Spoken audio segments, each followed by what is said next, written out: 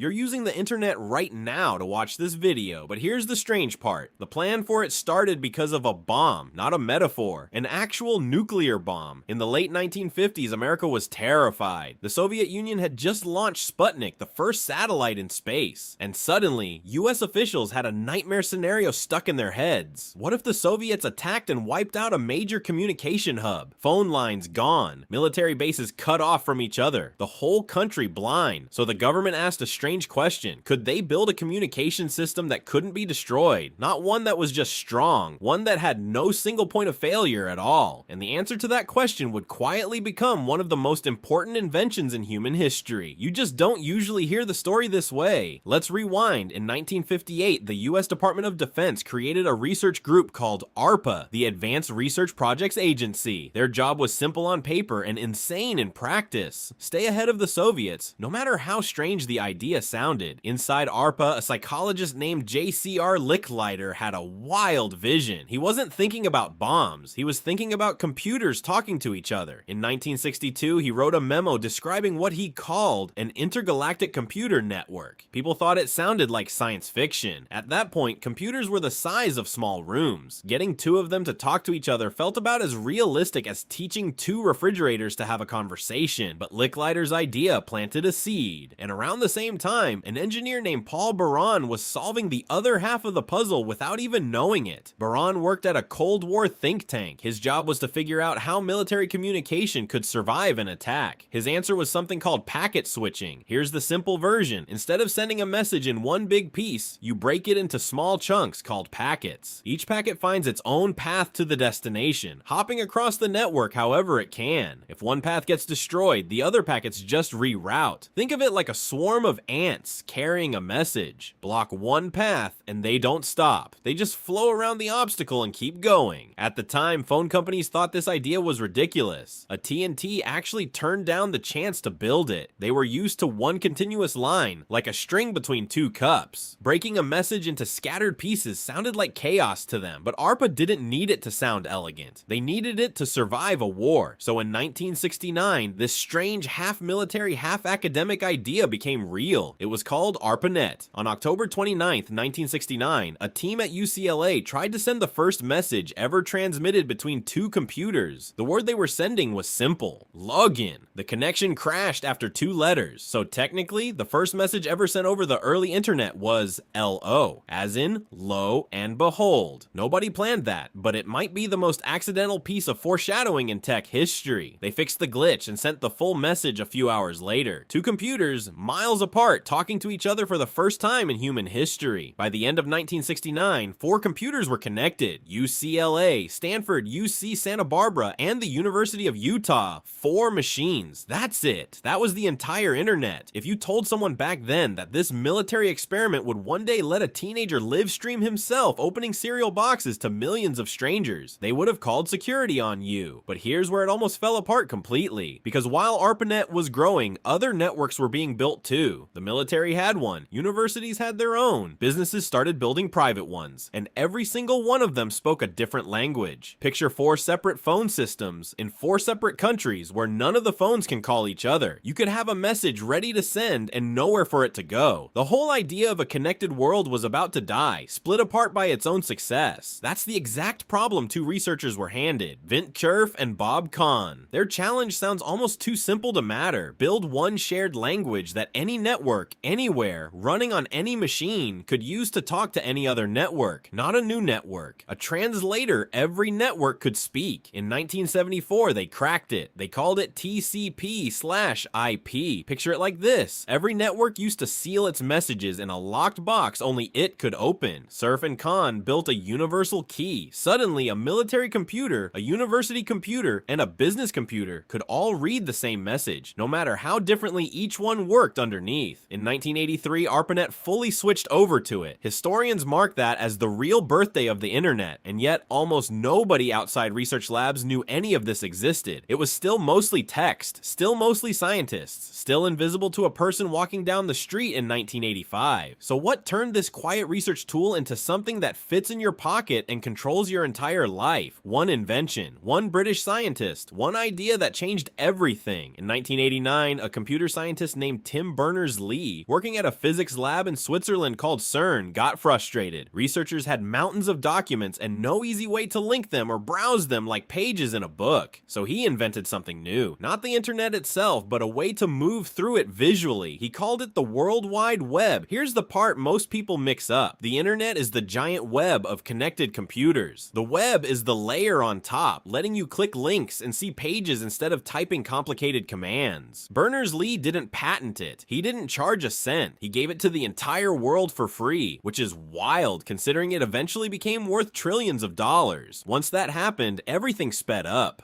Browsers appeared in the early 90s. This thing that hid inside government labs for almost 3 decades suddenly showed up in everyone's living room. By the mid-1990s, ordinary people were dialing into a once secret Cold War experiment just to check email or download a blurry photo that took 4 minutes to load. If you told the original ARPANET engineers their nuclear-proof survival network would one day be used to argue with strangers about pizza toppings, they wouldn't have believed you. So let's step back for a second. The internet wasn't built by one genius in one garage. It was built slowly, in pieces, by different people solving completely different problems. A psychologist dreaming about connected computers, an engineer trying to survive an attack, 2 researchers building a universal key, a physicist just trying to organize his files. None of them set out to build the modern world. They were just trying to fix the problem sitting right in front of them. And that's the real lesson. The biggest inventions in history rarely start with someone trying to change everything. They start small, practical, almost accidental. Someone fixing